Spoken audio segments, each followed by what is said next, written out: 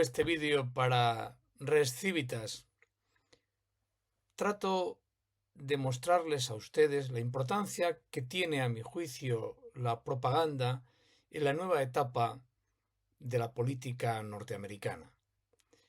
La propaganda siempre fue para el Partido Demócrata, que no para el Partido Republicano, un asunto esencial, sobre todo en Europa. Yo tengo la sensación de que el exceso de velocidad y la absoluta imprevisibilidad que acusan al presidente de los Estados Unidos, la propaganda antiamericana, anti-Trump, la propaganda antiamericana contra Trump, me parece que se equivocan, es falso. Es verdad que la velocidad de las medidas que está tomando Trump son muy importantes. Es verdad que la imprevisibilidad que algunos pensaban, esto es imprevisible que haga esto, también es cierto, pero no exageremos. Creo que la administración Trump ha planificado perfectamente los ritmos de las medidas que está tomando y, sobre todo, no para, en mi opinión, de enriquecer el debate político mundial. O dicho de otro modo, la política que está practicando Trump trae muchas novedades. Seguramente la primera es la velocidad, segundo es la imprevisibilidad, que algunos no pensaban, esto es imprevisible, no puede hacer esto. No, la política de Trump es una política del siglo XXI muy avanzada y los análisis que se están haciendo de estas medidas políticas son, en mi opinión, análisis muy anticuado, con esquemas anticuados, con esquemas además, en mi opinión, casi anacrónicos, diría yo. Por eso me gustaría centrarme en la propaganda antiamericana que se está practicando hoy, especialmente en la prensa y en los grandes medios de comunicación europeos. Evidentemente, la propaganda antiamericana siempre ha hecho mella en Occidente, y los europeos y los americanos, buena parte de esa población ha estado presta a creérsela. Quieren creer algunas de las barbaridades que salen, no sé de dónde salen, pero en principio supongamos que salen del Partido Demócrata, que siempre ha tenido una buena relación con eso que se ha llamado la quinta columna de la propaganda antiguamente soviética y ahora de la propaganda de Putin. En fin, sigue siendo famoso. Este no es una cosa inventada por mí, está ahí en todas partes, que la quinta columna rusa siempre estuvo en el vientre del Partido Demócrata norteamericano. En buena medida es algo parecido a lo que en España el PP practica con el PSOE. Los del PP les gustaría pastar, siempre dicen, con los del PSOE. En verdad quieren legitimar lo que hacen un día sí y otro también. O sea, las relaciones del Partido Popular en la política nacional española con el PSOE son para hacérselas ver muy en serio. En fin, en todo caso, volviendo a la nación rusa, creo que la nación rusa es hoy una nación en declive, en población, en territorio, en esperanza de vida, en alimentación, en dependencia de algunos otros países como pueden ser China. Pero creo que Rusia está en posesión de un arma letal, que es la propaganda y la corrupción. Dicho esto, si alguno de ustedes tiene interés en contrastar entre lo que se dice aquí en Europa, en Norteamérica, en Occidente, en los países más o menos democráticos, y lo que se dice en la Rusia actual sobre el plan o sobre el inicio de conversaciones para acabar con la guerra de Ucrania, observarán ustedes que prácticamente en Rusia no se dice nada. Putin guarda un absoluto silencio. El ciudadano medio ruso no sabe nada de lo que está pasando. Aquí tenemos mucha información. Sin embargo, en Rusia hay muy poca información. Por eso digo que es muy importante, en mi opinión, considerar cuáles son los escollos, cuáles son los principales escollos, las principales dificultades que tiene Trump para llevar a cabo un plan muy elaborado por el Partido Republicano, no en los últimos meses, no en la campaña electoral, sino en lo que viene diciendo Trump desde, bueno, desde hace más de 3 años, casi casi diría yo, desde que se entrevista con Kissinger. ¿Qué es lo que viene diciendo? Y lo que viene diciendo es muy sencillo. Yo nunca hubiera ido a la guerra, conmigo en la Casa Blanca nunca se habría producido esta guerra, esta invasión de Rusia en Ucrania. Por eso digo, conviene tener esto muy en cuenta, porque la propuesta actual del presidente norteamericano, digo, repito, no es nueva, viene de lejos. Y conviene recordar en este sentido algunas reflexiones de antes de la guerra y de su encuentro, del encuentro que tuvo Trump con Kissinger, y que son muy sencillas de comprender. Es el inicio de una disputa, de una guerra, es muy fácil. Ahora bien, salir del asunto este de una guerra es muy complicado. Y Trump siempre supo que las salidas de una guerra son más difíciles de hallar que los inicios. Y en eso, pues yo creo que la administración actual norteamericana había aprendido o ha aprendido mucho de los grandes historiadores de las últimas grandes guerras del siglo XX. Iniciar una guerra es muy fácil, salir de ella es muy complicado. Por ello digo que la prueba es que la guerra de Ucrania y Rusia estamos asistiendo a este final de guerra, si es que se consigue. Yo creo que sí y que lo va a conseguir Trump, pero se están complicando, sobre todo, se están más que complicando, la lectura, las narrativas, los discursos que elabora la prensa europea, y no digamos la prensa española en particular, pues es terrorífica. Sabemos todos que el discurso más elemental en cualquier periódico y de papel es que Trump se ha entregado a Putin. Por Dios, por Dios. Pero esto es una falsedad. Pero esto es lo que se vende. Y naturalmente con ello también lo que se hace es vincular determinados partidos políticos a digo partidos políticos nacionales. Se vinculan esos partidos políticos nacionales, como sería el caso de Vox, o personajes, o el presidente de Vox, pues se le vincula a partidos políticos o a naciones. Vox se ha vendido a Rusia, se ha vendido a Trump. Bueno, yo creo que esto hay que tomarlo con granus salis. Esto es necesario analizarlo despacito. Y para ello creo que lo primero que deberíamos tener en cuenta es qué está haciendo la administración Trump y qué ha propuesto el presidente norteamericano. Y lo que ha propuesto es detener la carnicería, es el primer paso para establecer las bases de un plan de paz. Y esa que fue su primera promesa electoral, la está cumpliendo. Entonces yo no veo dónde está el escándalo cuando se acusa a Trump. Bueno, se está entregando a Putin, desprecia a Zelensky. Bueno, vamos a ver, si él lo que quiere es detener la guerra, ¿dónde está entonces el escándalo? Es que no favorece adecuadamente los intereses de algunos de los afectados. Trump hizo un anuncio de paz y está siendo cuestionado, sencillamente. Y las principales objeciones, insisto, vienen de las terminales mediáticas de todos los partidos políticos europeos, especialmente los que dominan la Comisión en la Unión Europea. Partidos políticos que casi todos ellos son dependientes en buena medida del Partido Demócrata de los Estados Unidos. También es cierto que los medios de comunicación relacionados con el Partido Republicano en Europa o han guardado un prudente silencio o simplemente han desvariado acusando a la administración americana de entregarse al comunismo ruso representado hoy por Putin.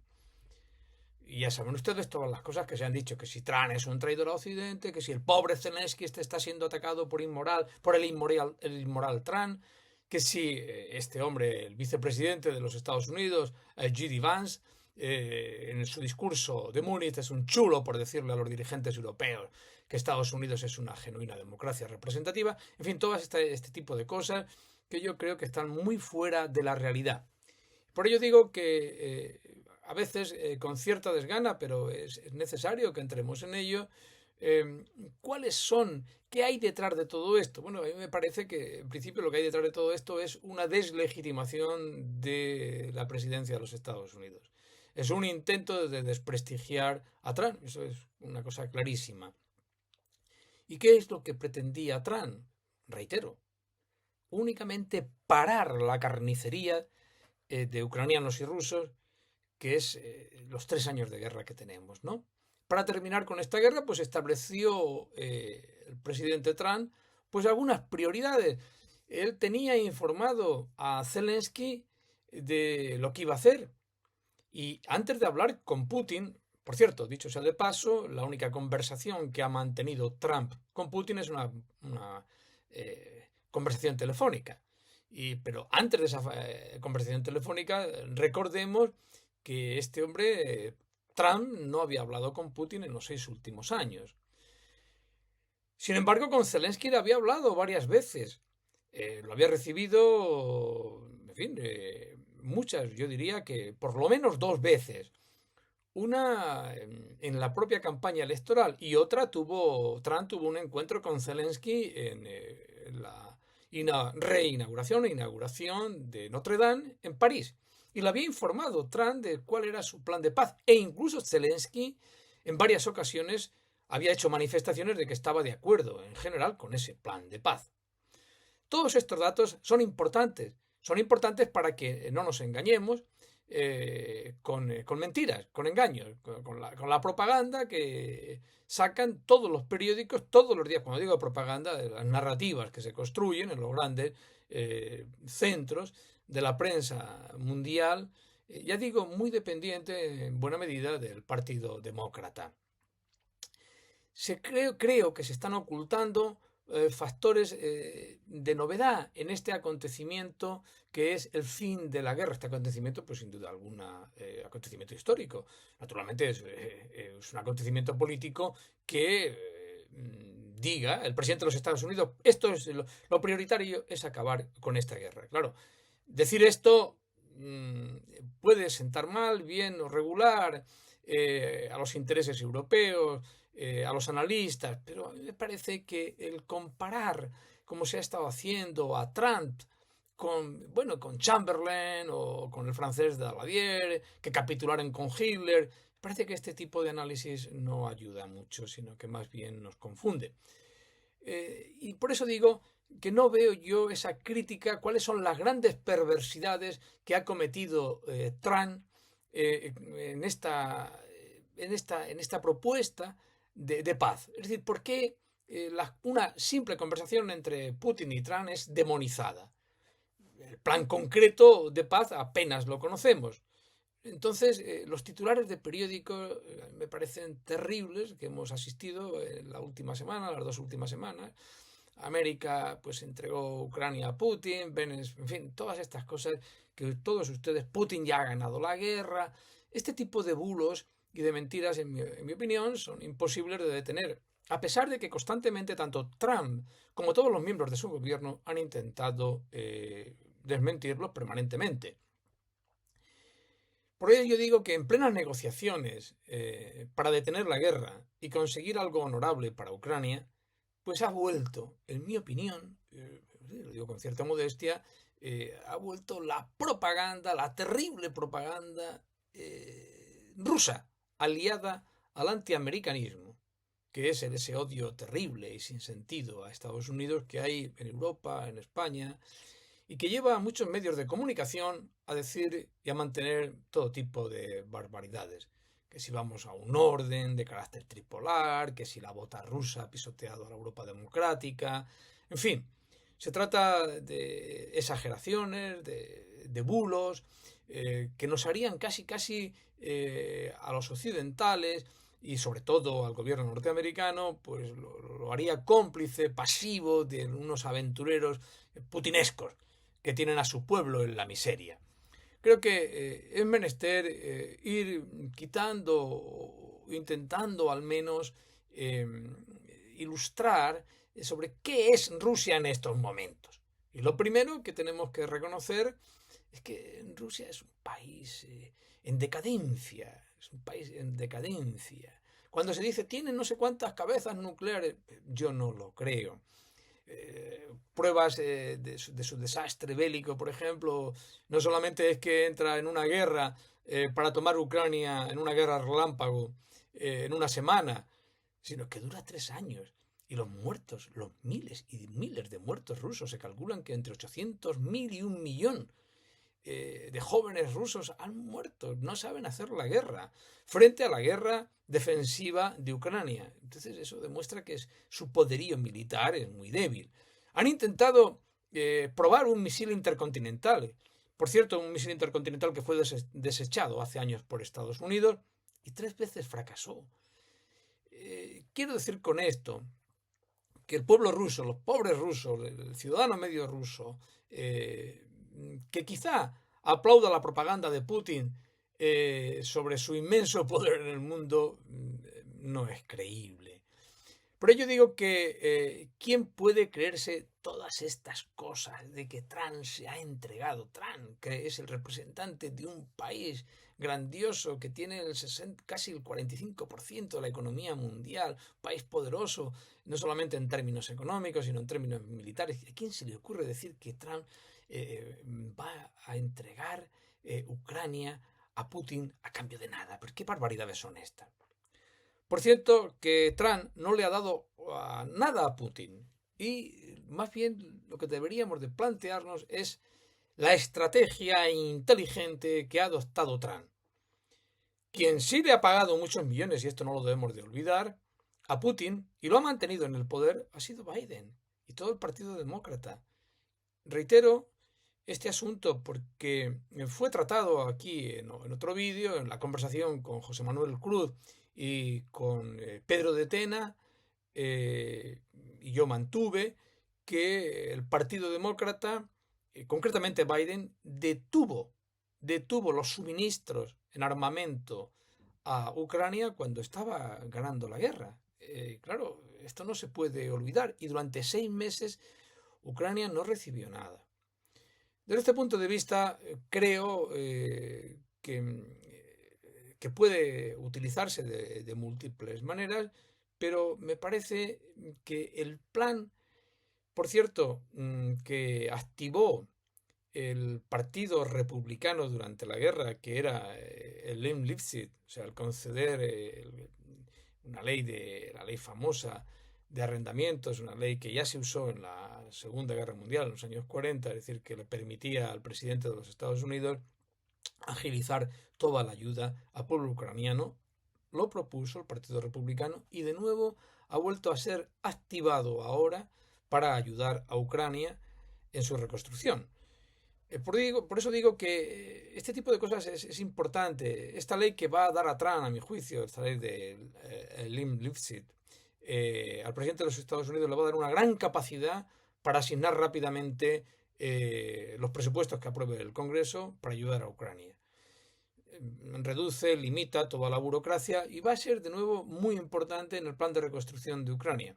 En fin, digo todo esto únicamente para resaltar que hay una brutal propaganda contra la nueva administración norteamericana y que está repleta, en mi opinión, de mentiras, de engaños, de corrupciones económicas y donde es menester reconocer la inteligencia con lo que se ha presentado este plan para detener primero la carnicería, un alto el fuego y entrar en un plan de paz.